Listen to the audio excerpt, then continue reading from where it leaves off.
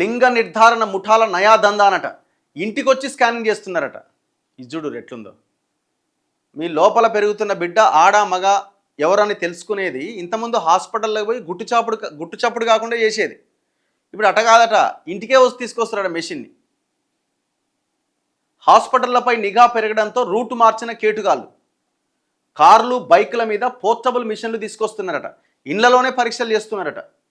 ఆడపిల్ల అని తేలితే అక్రమ క్లినిక్లకు రిఫర్ చేస్తున్నారట. ఒక్కో స్కానింగ్కి 20,000, ఆపరేషన్కు 40,000. దళారులతో కలిసి పలువురు ఆర్ఎంపీల నెట్వర్క్.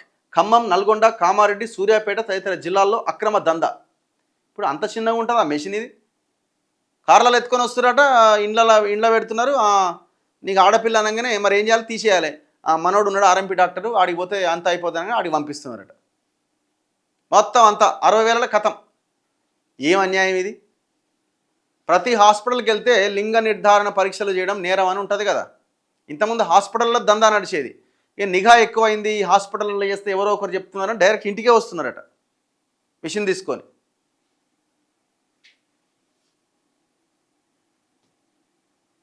ఈ వార్త చూసిన కొంతమంది అయ్యో ఇది నిజమేనా, మాకు కూడా వస్తే బాగుండని అనుకునే వాళ్ళు ఉంటారు ఇంకా ఈ సమాజంలో. అట్లా కూడా ఆలోచించే వాళ్ళు ఉన్నారు ఇంకా. అసలు ఎంత దారుణం అసలు ఇది.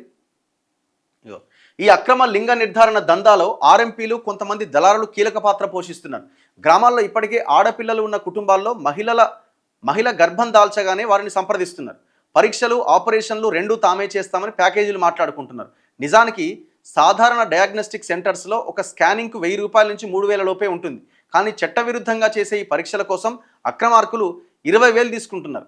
కడుపులో ఉన్నది ఆడబిడ్డ అని తెలిస్తే అబార్షన్ చేయించుకోవాలి అని ఒత్తిడి తెస్తున్నారు. అక్రమ అబార్షన్ సెంటర్లు కూడా రిఫర్ చేస్తూ ఒక్కో ఆపరేషన్కు 40,000 వసూలు చేస్తున్నారు. మొత్తంగా ఒక్కో కుటుంబం నుంచి 60,000 నుంచి 1,00,000 దాకా వసూలు చేస్తున్నారట. ఇప్పుడు వాడు ఒత్తిడి చేసేదేముంది, వీళ్ళు కావాలని పిలుచుకుంటున్నారు. వాడు ఒత్తిడి చేసేదేముంది? ఎంత అసలు ఇట్లాంటి వాళ్ళ మీద పీడీ యాక్ట్లు పెట్టాలా. మొత్తం టోటల్గా ఒకవేళ అది క్లినిక్ అయితే వాడు ఎప్పుడు కూడా ప్రాక్టీస్ చేయకుండా క్లోజ్ చేసి పడేయాలి. వాడు పర్మిషన్సే క్లోజ్ చేయాలి ఇంకా లైఫ్ టైం.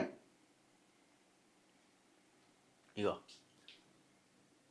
అక్రమంగా కొనుగోలు చేసిన పోర్టబుల్ అల్ట్రాసౌండ్ స్కానింగ్ మిషన్లతో గ్రామాల్లో తిరుగుతూ పుట్టబోయేది ఆడ మగ అనేది చెప్పేస్తున్నారు.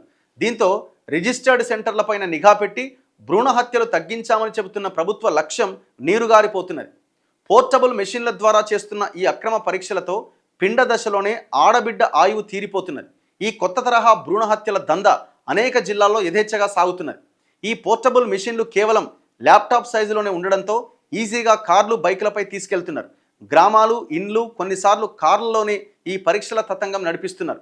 ఇటీవలే నల్గొండ జిల్లా నకరేకల్లో పోర్టబుల్ మెషిన్ల ద్వారా అక్రమంగా లింగ నిర్ధారణ పరీక్షలు నిర్వహిస్తున్న ముఠాను పోలీసులు, వైద్య ఆరోగ్య శాఖ అధికారులు పట్టుకున్నారు. అంతకుముందు ఖమ్మం, సూర్యాపేట్, కామారెడ్డి తదితర జిల్లాల్లో కూడా ఈ తరహా ముఠాలు పోలీసులు అరెస్ట్ చేశారట. ఎట్లా కొంటున్నారు ఇది? ఇప్పుడు ఇది కొనడానికి దానికి ఏమి ఉండదా, లీగాలిటీ ఉండదా అంటే బ్లాక్ మార్కెట్లో కొంటున్నారట మిషన్లు. ఇగో దేశంలో పీసీపీ ఎన్డీటీ చట్టం ప్రకారం ఎలాంటి అల్ట్రాసౌండ్ మిషన్ అయినా అధికారిక రిజిస్ట్రేషన్ లేకుండా కొనడానికి కానీ అమ్మడానికి కానీ వీల్లేదట. కానీ ఈ అక్రమ ముఠాలు చట్టంలో లూప్ హోల్స్ను వాడుకుంటున్నారు. సరిహద్దు రాష్ట్రాలైన తమిళనాడు, కర్ణాటక, ఒడిశా నుంచి అనధికారిక బయోమెడికల్ సర్వీస్ సెంటర్ల ద్వారా ఈ మిషన్లు సేకరిస్తున్నారు. మూతబడ్డ ప్రైవేట్ క్లినిక్ల నుంచి లేదా స్క్రాప్ కింద అమ్మే పాత మెషిన్లను దళారులు కొనుగోలు చేసి వాటిని రిపేర్ చేస్తున్నారట. వీటికి తోడు చైనా వంటి దేశాల నుంచి ల్యాప్టాప్ సైజులో ఉండే పోర్టబుల్ స్కానర్లను, హ్యాండ్ హెల్డ్ వెటర్నరీ స్కానర్స్ అనే పేరుతో ఆన్లైన్ ద్వారా దొంగచాటుగా దిగుమతి చేసుకుంటున్నారు. మనుషులకు వాడే మెషిన్లతో పోలిస్తే వీటికి మార్కెట్లో నిబంధనలు అంత కఠినంగా ఉండవు. దీంతో అధికారులు గుర్తించడం కూడా కష్టంగా మారుతున్నదట. ఏం దారుణం అసలు ఇది.